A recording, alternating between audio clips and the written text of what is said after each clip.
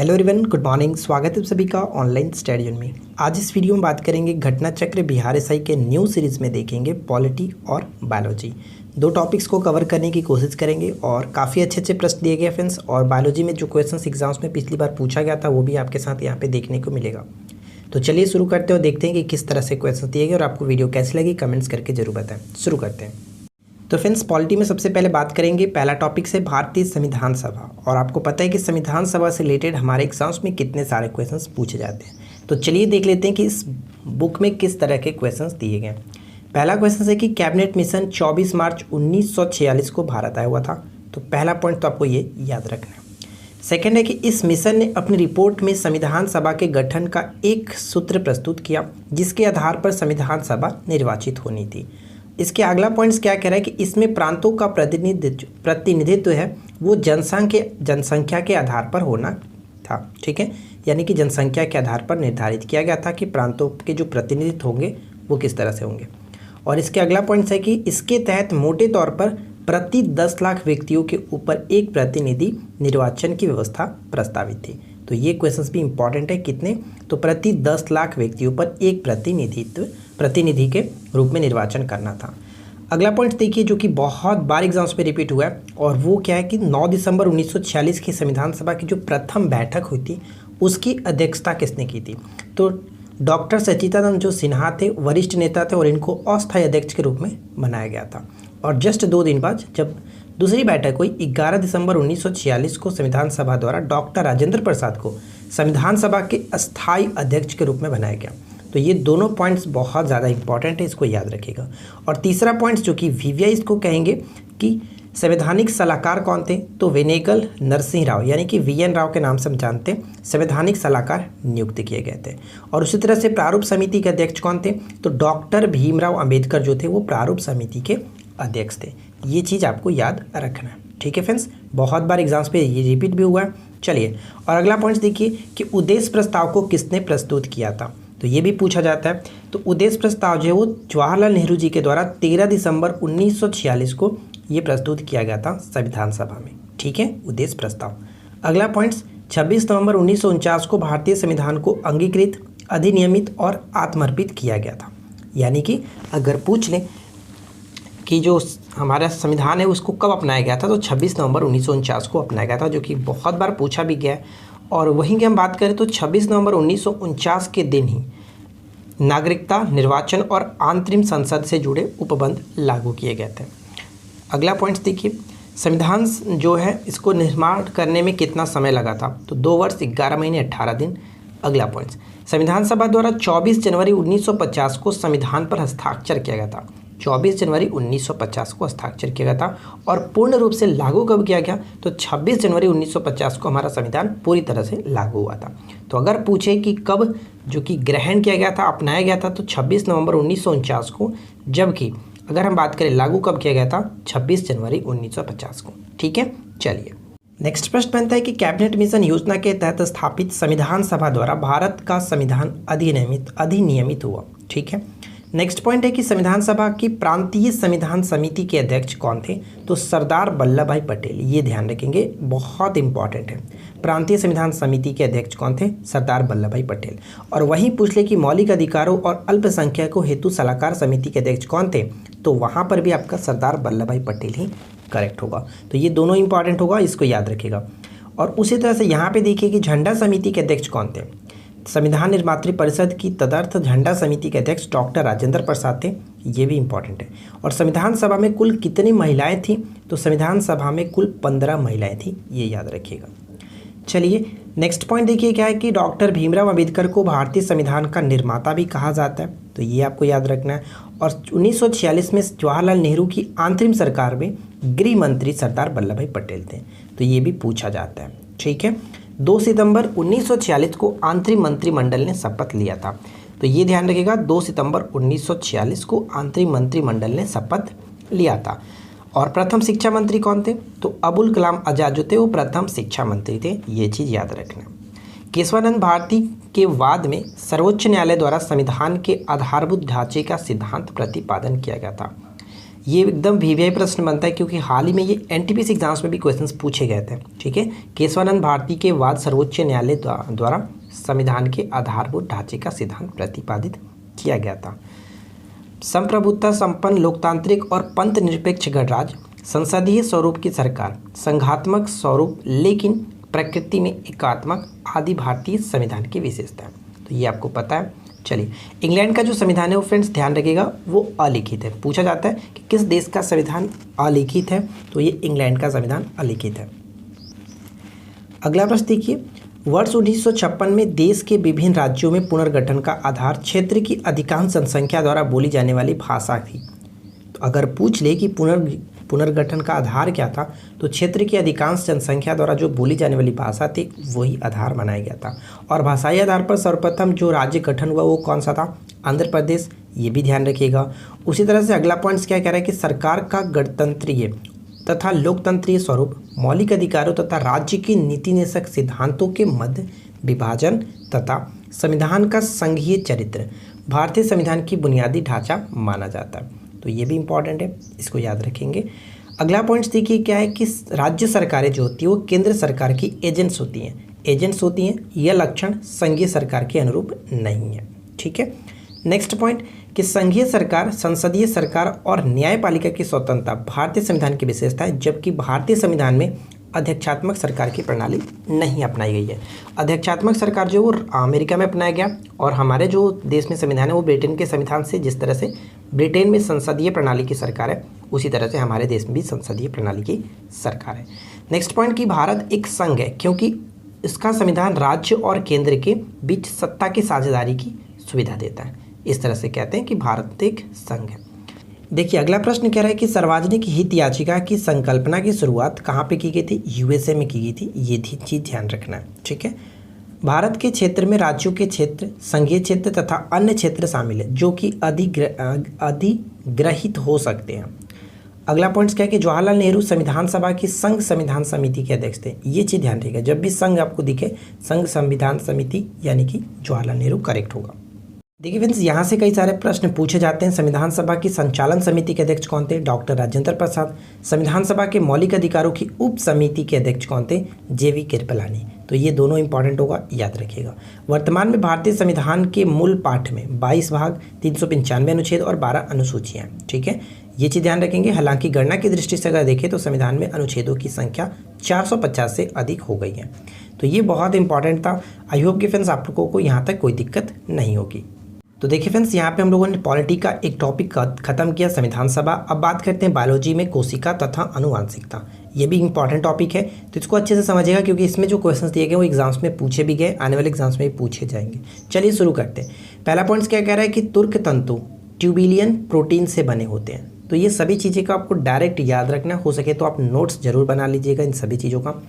अगला पॉइंट्स देखिए क्या है, पॉलीमरेज चेन रिएक्शन के लिए डीएनए पॉलीमरेज एंजाइम आवश्यक है। ठीक है, अगला पॉइंट्स देखिए, यहाँ पे 4 चीज़ें दी गई हैं और चारों चीज़ बहुत इंपॉर्टेंट है। जैसे अगर पूछे कि डीएनए का पता किसने लगाया था, तो हम कह सकते हैं कि फ्रैंकलिन ने। उसी तरह से उत्परिवर्तन की खोज किसने की थी? तो एचडी ब्रीज ने की थी। उसी तरह से गुणसूत्र की खोज किसने की थी? तो डब्ल्यू वाल्डेयर ने की थी। और लेविन ने राइबोज शर्करा का पता लगाया था। तो यहाँ से चारों चीज़ इंपॉर्टेंट होगा, इनको आप याद रखिएगा, एकदम वीवीआई बन जाता है। क्लियर? चलिए नेक्स्ट पॉइंट क्या कह रहा है कि मेंडल द्वारा अपने प्रयोग के लिए चुना गया पौधा क्या था? मटर था। और मटर का अगर हम बात करें साइंटिफिक नेम क्या है? तो पाइसम सेटाइवम। ठीक है, पाइसम सेटाइवम।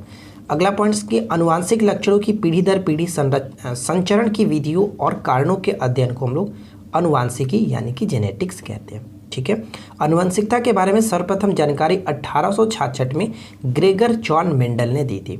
ठीक है, और इनको अनुवांशिकता के पिता के रूप में भी जाना जाता है। देखिए अगला क्वेश्चन क्या कह रहा है कि जीन जीवित प्राणियों की अनुवांशिक इकाई होती है। जो जीन शब्द है ये किसने दिया था? तो डेनमार्क के वनस्पति शास्त्र वैज्ञानिक जो थे जोहानसन। ठीक है, विल्हेम जोहानसन, ये याद रखिएगा। पूछा जा सकता है कहाँ के थे? तो डेनमार्क के वनस्पति शास्त्र वैज्ञानिक थे। डीएनए संरचना का सही मॉडल वाटसन एंड क्रिक ने 1953 में प्रतिपादित किया था। ये क्वेश्चंस बहुत बार पूछा गया है कि डीएनए की संरचना मॉडल किसने दिया था? वाटसन एंड क्रिक ने।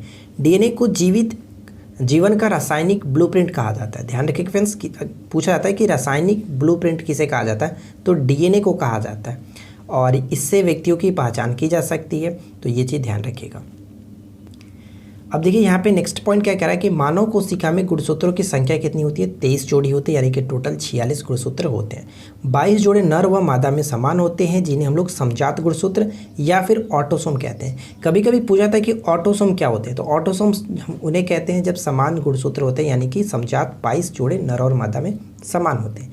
जबकि 23वां जोड़ा समान नहीं होता है तथा विषमजात गुणसूत्र कहलाता है, यह लिंग निर्धारक होता है। ठीक है, मानव के अंगों के अतिरिक्त भाग यानी कि अतिरिक्त जो हिस्से होते हैं स्टेम कोशिकाओं द्वारा तैयार किए जाते हैं। ये भी पूछा गया है कई बार। अगला क्वेश्चन देख लीजिए क्या कह रहा है कि किसी शिशु के वंशागत जीनों की कुल संख्या में माता और पिता से प्राप्त जीनों की संख्या समान होती है। ठीक है, देखिए नेक्स्ट क्वेश्चन क्या कह रहा है कि बैक्टीरिया कोशिका मूलतः एक पादप कोशिका है। सेकेंड पॉइंट है कि विषाणु को अपनी संख्या में वृद्धि के लिए किसी जीवित कोशिका की जरूरत पड़ती है। और थर्ड पॉइंट देखिए यहाँ पे क्या कह रहा है कि ब्रायोफाइलम, खमीर एवं हाइड्रा ये सभी जीव मुकुलन द्वारा पुनरुत्पादित हो सकते हैं। देखिए फ्रेंड्स, यहाँ पे क्वेश्चंस पूछा भी गया था पिछली बार के एग्जाम्स के, ब्रायोफाइलम जो कि किस तरह से पुनरुत्पादित हो सकते हैं, तो मुकुलन के द्वारा, ये चीज़ ध्यान रखिएगा। देखिए नेक्स्ट पॉइंट कह रहा है कि द्राक्षाद्रव यानी कि ग्रेप वाइन जो है वो किस प्रकार की प्रक्रिया है, तो किण्वन प्रक्रिया से बनाते हैं। ठीक है, किण्वन प्रक्रिया से बनते हैं। गोल्जी पिंडों का मुख्य कार्य क्या है, श्रावण करना इनका मुख्य कार्य होता है। अनुवांशिकता के अनुक्रम को अनुवांशिकी डब्ल्यू वेटेसन ने कहा था। ठीक है, अनुवांशिकी किसने कहा था, वेटेसन ने कहा था। देखिए आगे बढ़ते हैं। नेक्स्ट पॉइंट है कि एक जंतु कोशिका पादप कोशिका से भिन्न होती है। ये क्वेश्चन बहुत बार पूछा गया, क्यों भिन्न होती है, तो इसका कारण ये कि जंतु कोशिका में कोशिका भित्ति एवं क्लोरोप्लास्ट का अभाव होता है, ये नहीं होता है। ठीक है, अगला पॉइंट है कि अनुवांशिकता के सिद्धांत, जीनों के कार्य और विनिमयन आदि का अध्ययन क्या कहलाता है, जेनेटिक्स कहते हैं। फ्रेंड्स, अगर आप लोगों को क्वेश्चंस अच्छे लग रहे हैं तो प्लीज़ वीडियो को लाइक ज़रूर किया करें, अधिक से अधिक दोस्तों के पास शेयर किया करें। और आज की इस वीडियो का लाइक का टारगेट मैं रखता हूँ फ्रेंड्स 600 लाइक्स का, और मुझे यकीन है कि आप लोग डेफिनेटली कर दोगे, तो प्लीज़ लाइक ज़रूर करके जाइएगा। अगला प्रश्न देखिए क्या है, किसी विशेष नस्ल के प्रत्येक ज्ञात सदस्यों की मृत्यु हो जाने की प्रक्रिया को क्या कहते हैं, विलोपन कहा जाता है, विलोपन। ठीक है, डॉक्टर अरविंद खुराना को जेनेटिक कोड के लेख पढ़ने के लिए नोबेल पुरस्कार दिया गया था, प्राप्त हुआ था। नेक्स्ट पॉइंट कह रहा है कि किगेलिया पिनाटा वृक्ष चमगादड़ों द्वारा परागित होता है। ठीक है, ये चीज़ ध्यान रखिएगा, किगेलिया पिनाटा वृक्ष जो है वो चमगादड़ों द्वारा परागित होता है। घनाकार एपिथीलियम की कोशिकाओं पर सामान्यतः सूक्ष्मांकुर पाए जाते हैं। ठीक है, सूक्ष्मांकुर पाए जाते हैं घनाकार एपिथीलियम की कोशिकाओं पर। आगे की तरफ बढ़ते हैं। नेक्स्ट पॉइंट क्या कह रहा है कि मानव में क्रोमोसोम की संख्या जो कि अगर 45 हो, यानी कि गुणसूत्रों की संख्या 45 हो, तो हम उसको टर्नर सिंड्रोम कहते हैं। ठीक है, टर्नर सिंड्रोम कहते हैं। फलों एवं फूलों के पीले व नारंगी होने का कारण क्या होता है, तो क्रोमोप्लास्ट होता है कारण, नीले और पीले होने का, नारंगी और पीले होने का कारण। देखिए यहाँ पे एक छोटा सा पॉइंट है, आप इसको याद रखेंगे कि जंतु एवं पादप कोशिका में अंतर क्यों होता है। तो अगर हम बात करें जंतु कोशिका में, अगर इनमें कोशिका भित्ति नहीं पाई जाती है, यानी कि जंतु कोशिका में कोशिका भित्ति नहीं पाई जाती है, तो पादप कोशिका में क्या होता है कि कोशिका भित्ति एवं कोशिका झिल्ली दोनों पाई जाती है। तो पहला कारण ये हुआ, इस वजह से ये अंतर होता है। इसमें लवक नहीं पाया जाता, यानी कि बात जंतु कोशिका की जा रही है, इसमें लवक नहीं पाया जाता, जबकि पादप कोशिका में लवक पाए जाते हैं।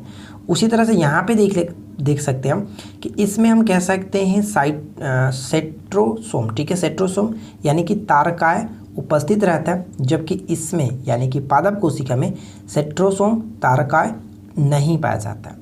और इसमें एक और पॉइंट्स हम यहाँ पे देख सकते हैं कि इसमें रिक्तिकाएँ छोटी होती हैं, जबकि इसमें यहाँ पे एक और पॉइंट्स हम पढ़ सकते हैं कि इसमें रिक्तिका छोटी होती है, लेकिन इसमें रिक्तिकाएँ बड़ी होती हैं। ठीक है, तो यही होता है कुछ अंतर जो एग्जाम्स में डायरेक्ट पूछ जाते हैं। जो सबसे ज़्यादा पूछा जाता है एग्जाम्स में, तो यही आपका कि कोशिका भित्ति के कारण ये इन दोनों में विभिन्नता होती है। चलिए अब देखिए फ्रेंड्स, नेक्स्ट पॉइंट क्या कह रहा है कि माइटोकॉन्ड्रिया एक कलाबंद कोशिका द्रव्य अंगक है, जिसमें ऑक्सीकारक कह सकते हैं कि फास्फोलिरीकरण होता है। इलेक्ट्रॉन सूक्ष्मदर्शी से कोशिका विभाजन किया जा सकता है। जेनेटिक कोड अगर बात करें, इसकी खोज हरगोविंद खुराना ने की थी, और इलेक्ट्रॉन सूक्ष्मदर्शी की खोज किसने की थी, ये आप मुझे नीचे कमेंट्स करके बताइएगा। मैं आपको पहले भी कई बार बता चुका हूँ इलेक्ट्रॉन सूक्ष्मदर्शी की खोज किसने की थी, तो कमेंट्स करके ज़रूर बताएं। अब यहाँ पे एक छोटा सा पॉइंट है कि मानव गुणसूत्र किस तरह से होता है। मानव गुणसूत्र की जो प्रवृत्ति होती है किस तरह की होती है, तो ये क्षारीय होता है। फ्रेंड्स ये ध्यान रखिएगा, ये इंपॉर्टेंट होगा, क्षारीय होता है। डीएनए में एडेनिन, ग्वानिन, थायमिन तथा साइटोसिन बेस पाया जाता है। डीएनए में ही आरएनए का संश्लेषण भी होता है, ये भी याद रखिएगा, डीएनए में ही आरएनए का संश्लेषण होता है। नेक्स्ट पॉइंट कह रहा है कि अमीबा में एक सेल कोशिका पाई जाती है। पूछा जाता है कि एक कोशिकीय सेल कौन है, तो अमीबा एक प्रकार का एक कोशिकीय जीव होता है। अमीबा एक कोशिकीय जीव है, ध्यान रखिएगा। वनस्पतियों में जीवन होता है, इसका शोध जेसी बोस ने किया था। वनस्पतियों में जीवन होता है, इसका शोध जेसी बोस ने किया था। बैक्टीरिया में केंद्रक भित्ति का अभाव होता है, ये ध्यान रखेंगे। साइटोप्लाज्म कोशिका जिस झिल्ली से जुड़ी रहती है वह प्लाज्मा झिल्ली कहलाती है। सूत्रकर्णिका या फिर माइटोकॉन्ड्रिया, दोनों का एक ही नाम है, दोनों को कहते हैं सूत्रकर्णिका, इंग्लिश माइटोकॉन्ड्रिया, को कोशिका का पावर हाउस यानी कि शक्ति गृह कहा जाता है। ये चीज़ ध्यान रखेंगे। ठीक है फ्रेंड्स, नेक्स्ट पॉइंट है कि शारीरिक कोशिकाओं को समसूत्रण प्रक्रिया से विभाजित किया जाता है। किस प्रक्रिया से? समसूत्रण प्रक्रिया से। क्रोमोसोम न्यूक्लियस में पाए जाते हैं। जो गुणसूत्र होते हैं वो कहाँ पाए जाते हैं? न्यूक्लियस में पाए जाते हैं। उपकला उत्तक को संरक्षित उत्तक भी कहा जाता है। कोशिका दीवार जो है पादप कोशिका में पाई जाती है। और कोशिकाओं का अध्ययन क्या कहते हैं? एग्जाम्स के लिए बहुत भी यही है, तो कोशिकाओं के अध्ययन को साइटोलॉजी के नाम से जाना जाता है। स्टेम कोशिका से प्रयोगशाला में बनाया गया जो प्रथम अंग था वो कौन सा था? यकृत था, ये भी ध्यान रखेंगे। यकृत जो था वो मानव शरीर की सबसे बड़ी अंतःस्रावी ग्रंथि होती है, ये चीज़ ध्यान रखिएगा। अब यहाँ पे कुछ पॉइंट्स हैं जैसे अनुवांशिक रोग, लक्षण और प्रभावित जेंडर। जैसे कि अगर हम बात करें यहाँ पे वर्णांधता, तो वर्णांधता के लक्षण क्या होते हैं? लाल एवं हरा रंग को पहचानने की क्षमता नहीं होती है। ध्यान रखेंगे फ्रेंड्स, लाल और हरा रंग को इसमें नहीं पहचान सकते। ठीक है, उसी तरह से हम बात करें हीमोफीलिया, तो हीमोफीलिया में क्या होता है? रक्त का थक्का नहीं बन पाता है। टर्नर सिंड्रोम में क्या होता है? बांझपन हो जाता है टर्नर सिंड्रोम में। ठीक है, नेक्स्ट पॉइंट क्या है कि क्लाइनफेल्टर सिंड्रोम में क्या होता है? नपुंसकता हो जाता है। उसी तरह से डाउन सिंड्रोम की बात करें तो मंद बुद्धि, आँख टेढ़ी, जीभ मोटी, यानी कहने का मतलब बेडौल शरीर का ढांचा बनता है, तो डाउन सिंड्रोम में। ये चीज़ ध्यान रखिएगा। चलिए आगे बढ़ते हैं। नेक्स्ट पॉइंट है कि 1831 ईस्वी में एक कोशिका में केंद्रक की खोज किसने की थी? रॉबर्ट ब्राउन ने की थी। ये सभी पॉइंट्स आपको याद रखने हैं। मैं आपको बार बार बोलता हूँ कि आप एक छोटा सा नोट्स बना लीजिए और जो इंपॉर्टेंट पॉइंट्स आप उसको याद रखने की कोशिश कीजिए उस पर लिख करके। कोशिका जीवन की संरचनात्मक एवं क्रियात्मक इकाई मानी जाती है। प्रोकैरियोटिक कोशिकाओं में पूर्ण रूप से विकसित कोशिकांग जैसे लवक, गोल्जी तंत्र, माइटोकॉन्ड्रिया, एडोप्लाज्मिक रेटिकुलम आदि अनुपस्थित होता है। ठीक है, यानी कि प्रोकैरियोटिक कोशिका में ये सभी अनुपस्थित होता है, नहीं होता है। अब अगला पॉइंट से क्या कह रहा है कि प्लास्टिड जीवाणुओं में उपस्थित डीएनए है। ठीक है, जीवाणुओं में उपस्थित डीएनए होता है लवक। यहाँ पे पढ़ सकते हैं कि लवक या फिर प्लास्टिड जो कि केवल पादप कोशिकाओं में पाए जाते हैं, यह जानवरों की कोशिकाओं में नहीं होता है। देखिए अगला पॉइंट कह रहा है कि एक डीएनए अणु के न्यूक्लियोटाइड्स में नाइट्रोजनी क्षार, पेंटोज शर्करा और फॉस्फेट समूह होते हैं।